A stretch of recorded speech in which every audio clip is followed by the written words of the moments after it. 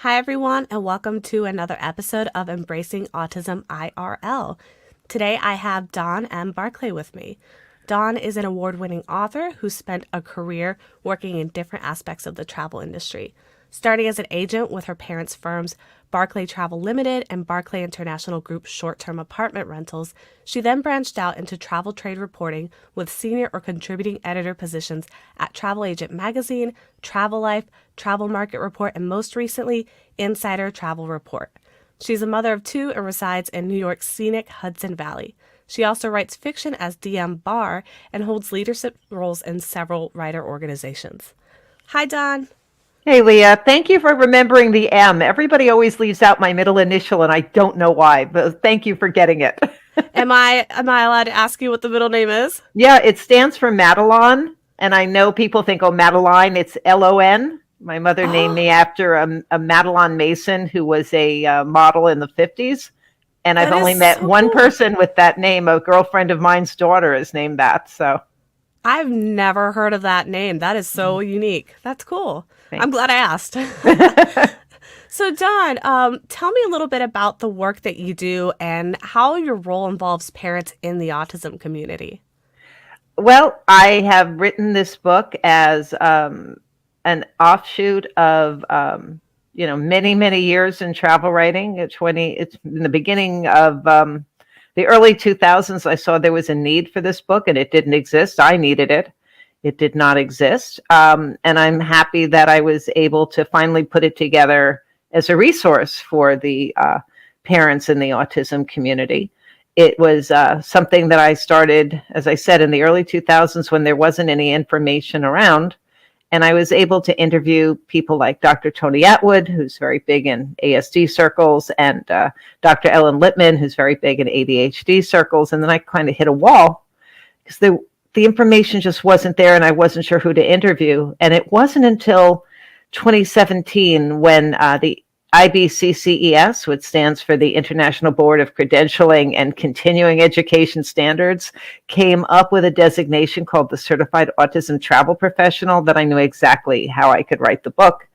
Those people who have dedicated their practice to helping people on the spectrum are mostly special needs parents themselves. So they shared their experiences and shared their clients with me who were willing to speak with me. So I had a wealth of information and a lot more information on the internet in, the late 2019, 2020 to finish the book. So, I'm curious, what was that thing that just initially sparked your interest in autism travel? It seems like such a unique combination. And before you, I haven't really met anyone who combined those two.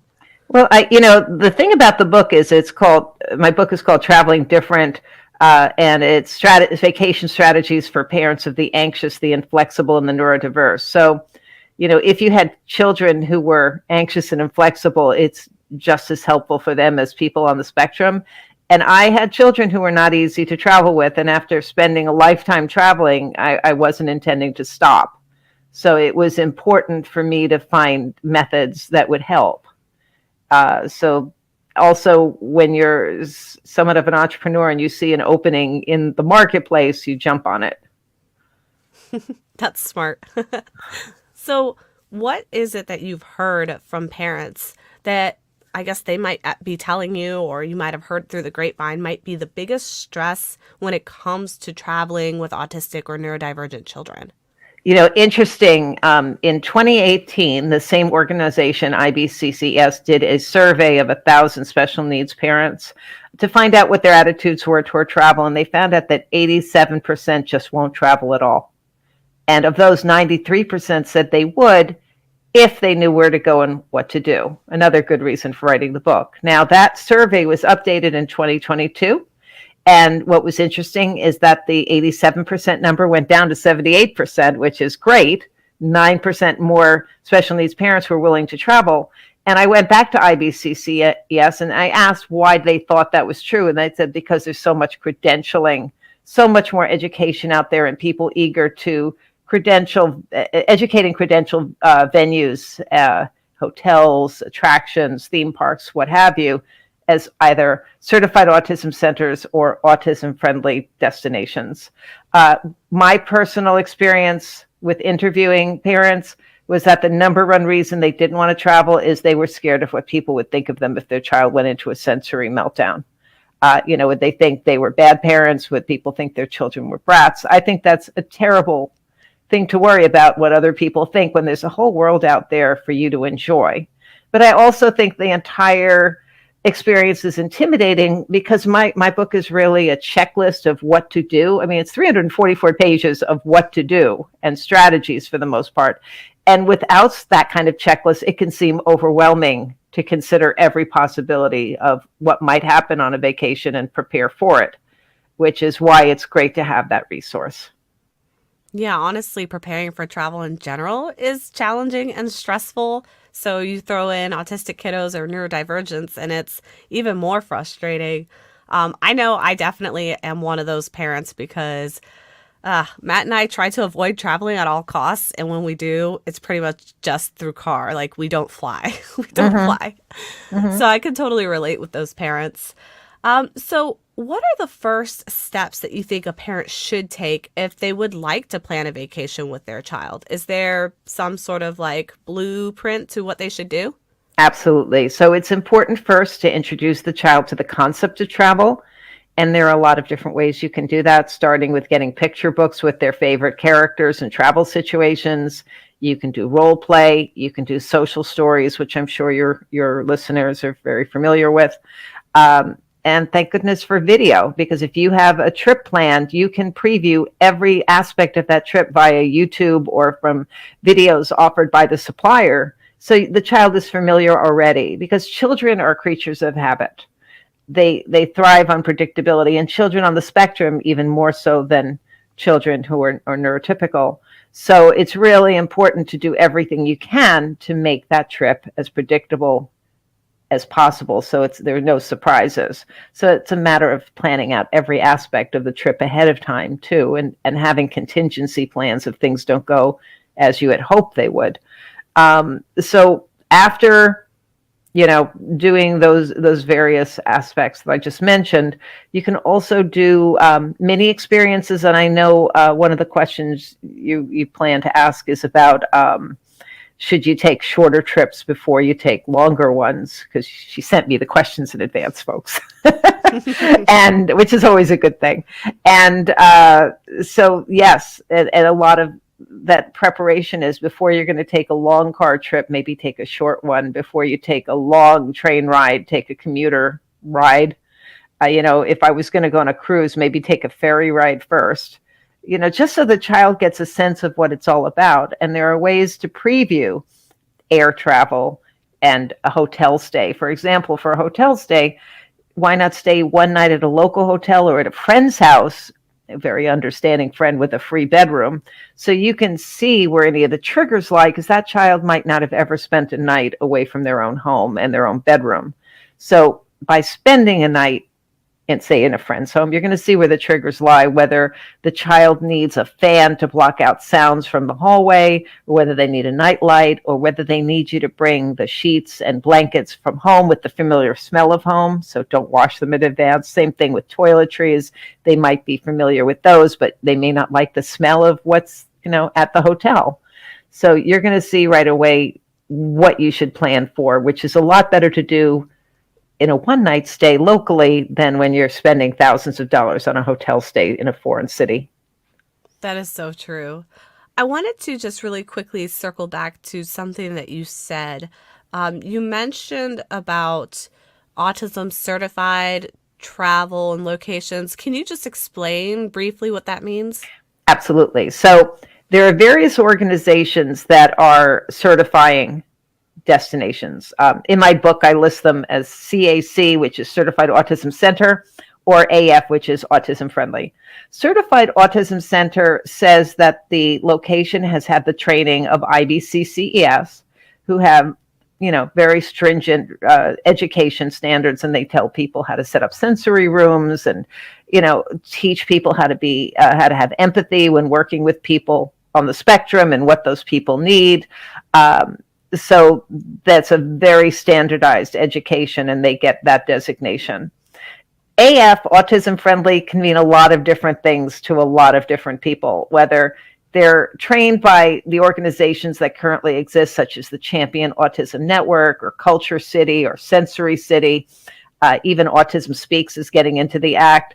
Then there's going to be, again, a standard of education. But there are some destinations that just say, yeah, we're autism friendly, and it doesn't mean the same thing necessarily as the other places. So what's really important when you travel, and if you take a place that's listed in my book or you find one somewhere else, is to call that destination and ask what that designation means, and find out if what they offer is what your child needs, since every child is different. Find out if what they offer is actually offered all the time, because there are some museums that have a low sensory afternoon one Saturday a month, and it might not be the Saturday you're in town.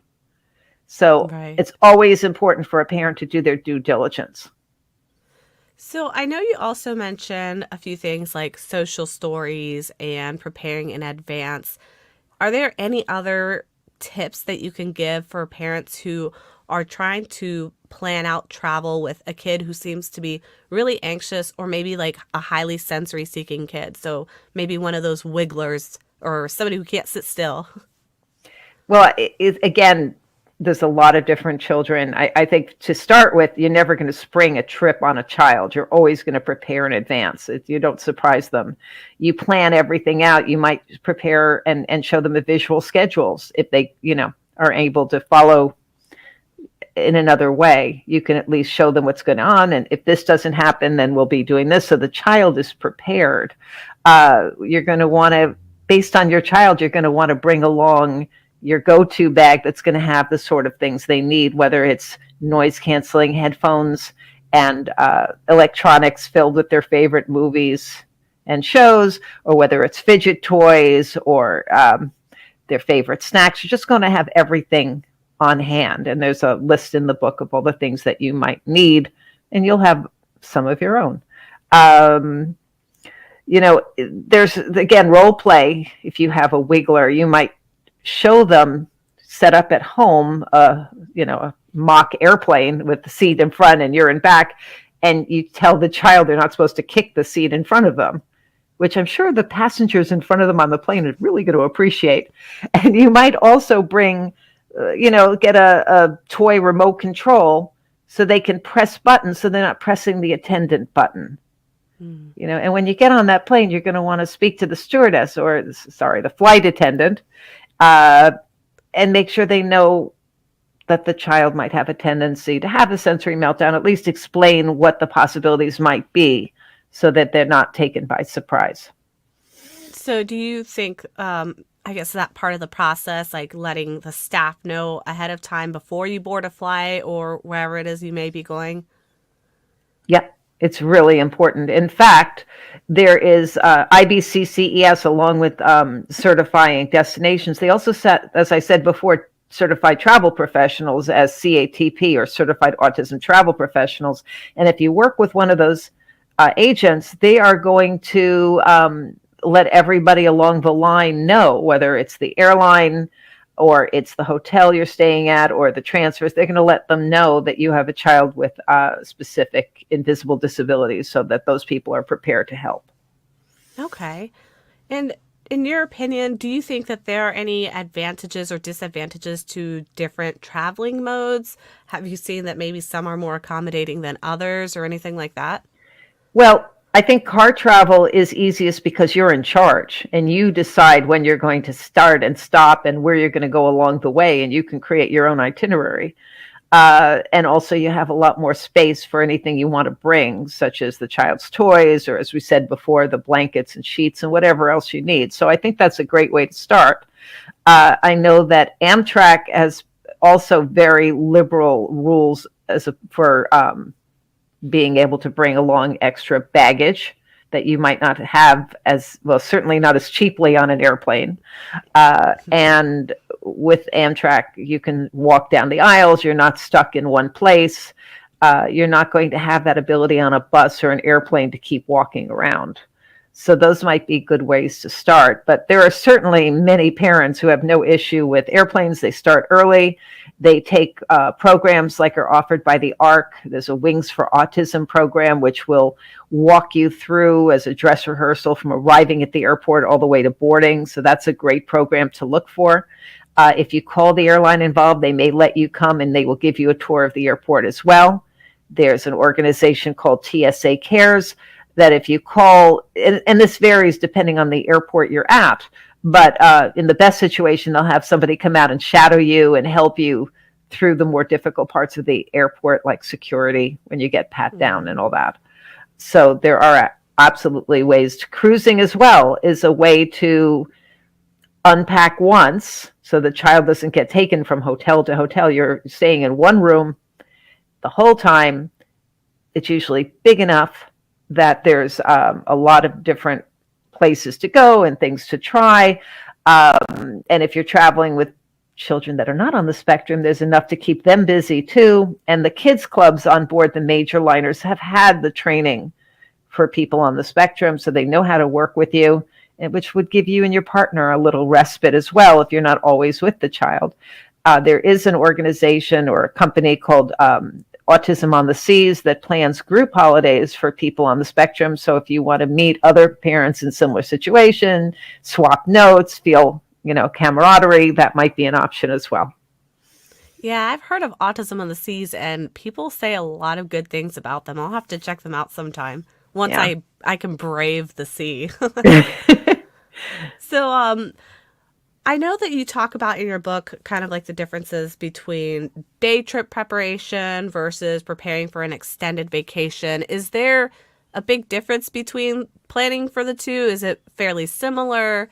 What's the nuance between those two? Well, a day trip, you're going to have to plan much less because it's a very short period of time. I think a day trip is a great way to start. I think if you start early, and go to the zoo or to an aquarium or even a scavenger hunt at a flea market, call it a tour. You're going to give your child a preview to what a tour will really be like when you take a longer vacation. But, it's a limited amount of time and patience, and you're just testing the waters, which I think is an awfully good idea to start. Do you think that traveling is really important for the special needs community? I'm trying to gauge where this passion might have come from, because it seems like you're very invested in travel for the disability community, which is really great, but I'm just curious. I think travel is important for everybody. I think it's important to be a global citizen. I think that people deserve to see the world. I think there'd be a lot less bias in the world if people traveled and understood what other cultures were like, and their culture isn't necessarily the only one.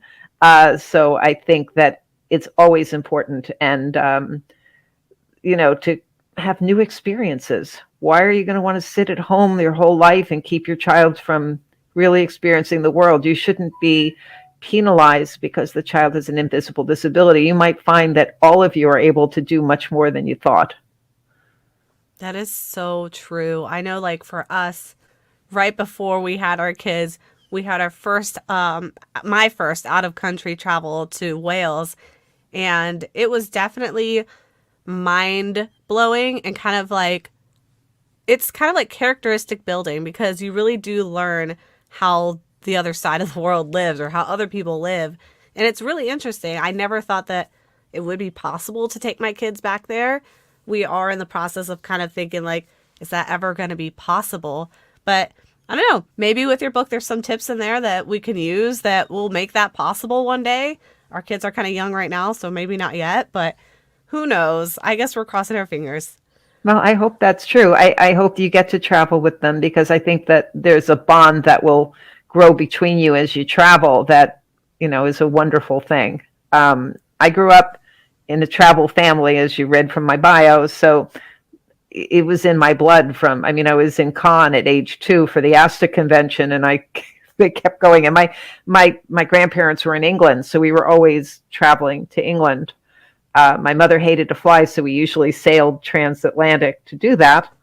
But my father used to run tours, and my grandmother would go, and I would, at those times, you could actually go on a plane to say goodbye to people. That's nothing that happens anymore. But they actually had people come on the airplane or in the cruise line. They get to go on the cruise ship to have a bon voyage party. And I used to just be so jealous that they were going and I wasn't going to get to go. And I thought, I'm going to one day go everywhere. So That's so funny. Oh man. So it's interesting that that's where you ended up kind of pursuing like your career and everything, yeah. keeping it in the family, right? Like that's a tradition. Yeah. No, I'm very grateful to my parents for introducing me to travel because I think it just has made my life complete. I've been very blessed.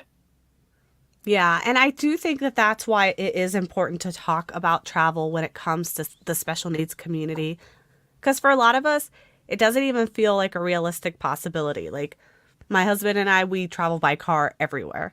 Hmm. Anything is a road trip, and if it's too far, we don't go. So I know that for us, it's still a struggle. It's still a struggle for a lot of families. So I really appreciate you sharing this information with us. I wanted to ask you if there's anything else that you would like to share that I perhaps did not already ask you or give you the opportunity. Wow. There's just such a lot in the book. There's information on camping. So it's not all about very expensive travel. There is information on camping. There's information, again, on road trips. There's information on restaurants and how to handle a restaurant stay. I think it's important to also create a child-centric vacation, and that is an element of going at the pace that your child can handle. So it might be that instead of doing 6 things a day, which you might have done when you were before you had children, now you do 1 or 2 and then spend the rest of the day either in front of the TV or in front of at the pool. And it might not have been the vacation you planned, but it's the vacation that's going to create a memory for your child because they're not all overwhelmed with everything that's going on. And I also think that part of a child-centric vacation is building the vacation around the child. So some parents do their research, pick maybe 3 destinations they want to go to that will work for them. And then they let the child pick which one, because now you have a child who has a vested interest in the success of that trip because they picked it. And also to make sure now many children, the majority of children on the spectrum has special circumscribed interests that take up a lot of their time. So if your child is obsessed with dinosaurs, why aren't you going on a trip that includes some dinosaur museums? And my chapter 16 is all about those special interests, whether they're dinosaurs or quarries or gems.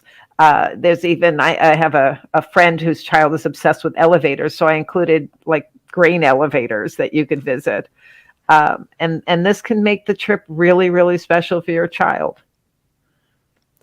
Do you have any, I guess, suggestions or recommendations on how a parent could find these sorts of like travel locations? Like if they were interested in dinosaurs or caves or things like that, are you familiar with any place that they could go to kind of find that information? I'm hoping that my next set of books will be all about that. I'm waiting to Oh, hear back really? from my publisher, but I think it's a good start to go into that chapter in my book, whether you buy it or whether you get it at your library. And I do recommend that you ask your library to stock it because that way people who can't afford it can have access to it. Um, Google is your friend as well. And if you find a place that is of interest to you, then it's important to write to them or call them and ask them if they have a sensory room or a setup. Like many places, especially theme parks now, are getting the signage they need to indicate where the different smells are and the bright lights and if there's a problem with strobes, and where there's a quiet area to decompress. So that's why it's really important. Speak to your CATP or your travel professional. Research things like my book, and also if you go to autism-travel.com, they have a list of the newly certified places from IBCCES, so that's a really good place to check as well. Just if you have special interest museums that you're looking for, I think that Atlas Obscura online, and I list that as a resource in my book, is a good place to research and find those museums. So you've kind of mentioned a couple of things that are in your book. Could you give me kind of just like an overall I guess like an overview of what sorts of things people can find in your book? Sure. So I start with the information that I gave you about starting small and how to prepare the child for travel. And there was more involved than what I was able to get in this short interview. And then I talk about how to get to places, whether, different modes of transportation and how to handle them, and then where to stay. And then, because you one day have to leave your room, where you can go when you're there to explore. And it's really about what destinations are autism friendly or certified, but also how to make any vacation, better for your child with invisible disabilities by, following the guidelines. And what's the name of your book? It's called Traveling Different: Vacation Strategies for Parents of the Anxious, the Inflexible, and the Neurodiverse. And if you go to my website, which is travelingdifferent.com, you will find not only a blog that updates and supplements the book, but also information on where to get the book, different interviews. If people want me to speak, either virtually in person to their organization, special needs organization, happy to do that. All that's in the site.